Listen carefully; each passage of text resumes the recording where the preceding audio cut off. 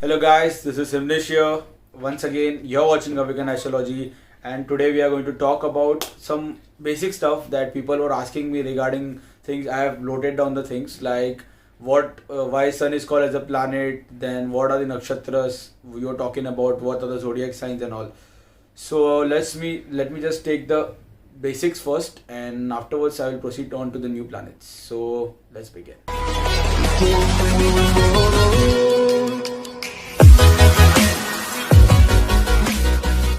So let's talk about the significance of planets, right?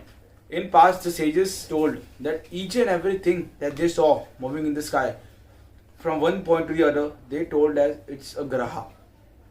So what they mean by graha? Graha for them was like even the sun for them moved from east to west, right? So they told that even the sun is moving, the planets are moving. So they termed a thing. How would they know what it is? So they told these are the grahas. They move from one point to the other in their orbital time. So they concluded that even sun is a graha. Okay, for them everything was a graha. But in today, when we translate what the meaning of graha is, it's planet. We say planets. As a result, we include sun in planets. So that is the main reason why it is told that sun is also a planet in astrology as well as moon. So this was the first misconcept I heard by many of my colleagues and friends told me that why you are telling that sun is a planet, right? It's a star. I told them that this is the reason for this, right? And the significant problem was that they were not able to understand what are the nakshatras and the zodiac signs. So I would share it with you a video or a PPT. Like I'm going to show you what is a zodiac sign, what is a nakshatra. Like I'm not going to go deep in it. From just the upper point, I'm going to tell you what is the zodiac sign and what is the nakshatra. The magic of zodiac sign and the nakshatra in the next video. But in this video, I'll just talk about the upper part. So I wanted to tell you that what a graha or what a planet signifies. How is the significance of a planet can be taken into account.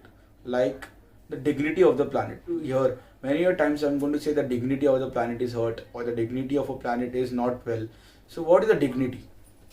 Dignity is a state where either the planet feels the most comfortable or it feels like it's been betrayed or it's not in a good house. It's not you're in a year. It's like you being in fantasy land, marvelous, brilliant, and versus you being in where you don't want to be, school, hostels, any other place you want to be, jails, hospitals. You can take any of them. You're not going to feel well. Home is neutral. You can say home is neutral because it feels like it can do something from your home. It can do something from its home. The planet is more strong when it's in its own house. So I'm going to give you some examples to know what is the dignity of a planet. So like we take Mars, right? So Mars rules the sign of Aries and Scorpion. So and Sun rules the sign of Leo. Okay, and Saturn rules the sign of Capricorn and Aquarius.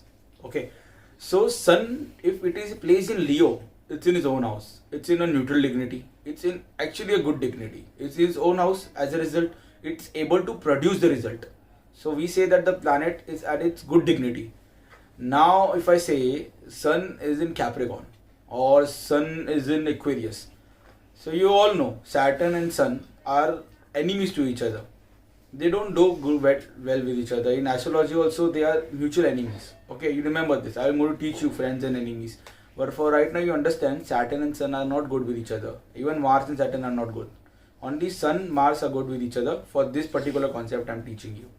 So if Sun acquires Capricorn, the zodiac sign of Capricorn, Sun situated in Capricorn or in Aquarius, Sun is at low dignity. It doesn't feel good. It feels like it's in a sign where it's not respected. And then previously I told Sun is the respect, authority. It represents your pride. So now Saturn is making Sun feel like it's not in a good dignity. So for basic analysis, you can say Sun is going to have some problems in the particular area where it is situated. Like people rebel against the person, or it has issues regarding respect, or it has even issues regarding how it's been understood. Because Capricorn is a sign of understanding too. And now we say Sun is placed in the sign of Mars. Okay, in Aries. Now for this, I'm going to say Sun is at its highest dignity. Why? Because it feels exalted in the sign of Aries. What is exaltation? What is debilitation? I will come to that in another video. But right now, for the dignity understanding, I'm just telling you that Sun is in a friendly sign of Mars, first of all. And there is a thing, when Sun comes in Aries, it's at its utmost level. Okay, it feels proud, it feels dignified, it's in its fantasy land. So you understand the dignity of our planet first. So to How make you to guys judge a understand the zodiac sign and the nakshatra, I'm not using a PPT because I won't be able to make you understand on a full basis. So you understand that this is your earth, okay? Yeah, this is your earth. Now you are a human right here, right? And this is the sky above you. It's in a 360-degree view, okay? So now for you, you are just watching at a particular point, right? This is a particular point. Now the zodiac signs are divided in 12, okay? Like this whole circumference of your view is divided in 12 parts.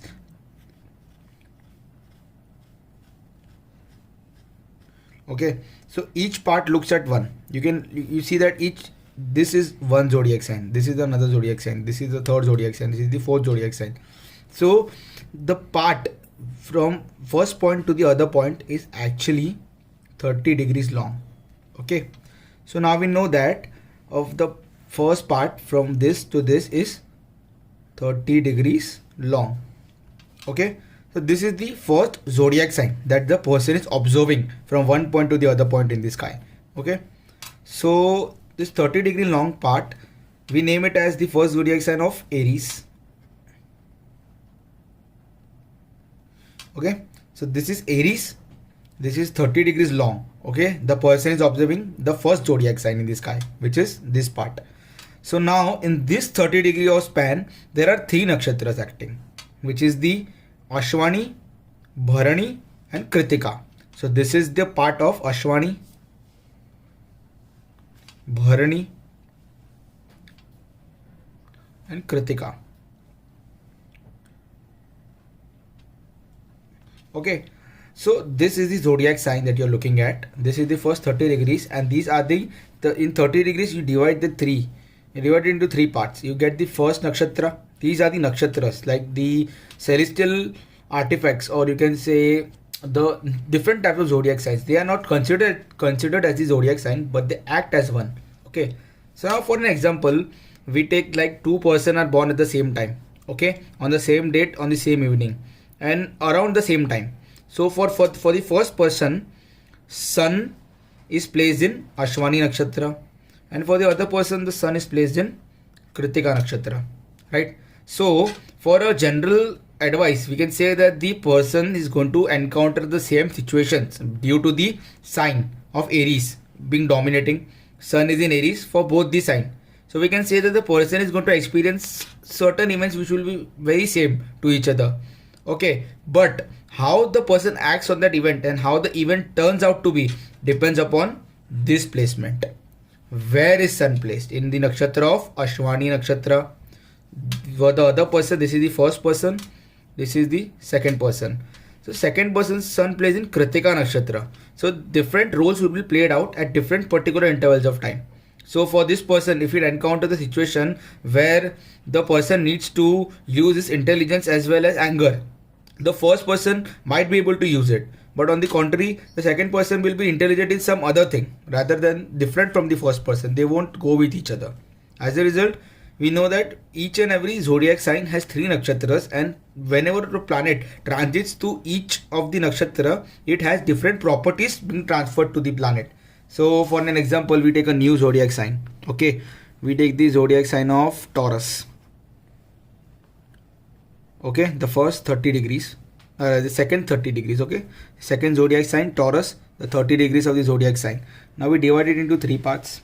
Okay, so now we know that the first part is controlled by the Kritika nakshatra. Okay, because this nakshatra overlaps. This has this is the first nakshatra. Then from here till here is second nakshatra, and the third nakshatra overlaps in the second nakshatra. So we take this Taurus. The first nakshatra comes as Kritika, second is Rohini, and the third is Mriksira. Okay, we take moon for an example. Now moon is transiting for the first person Kritika nakshatra, for the other in Rohini, and for the third in Mriksira. Okay, this is the moon.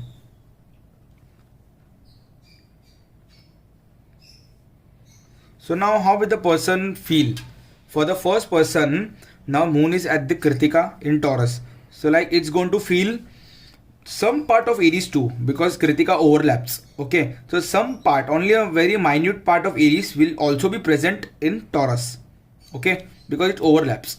And now moon will act as it's in Taurus, but it's in nakshatra of Kritika. Is now for this we call as moon is at its highest dignity in this nakshatra.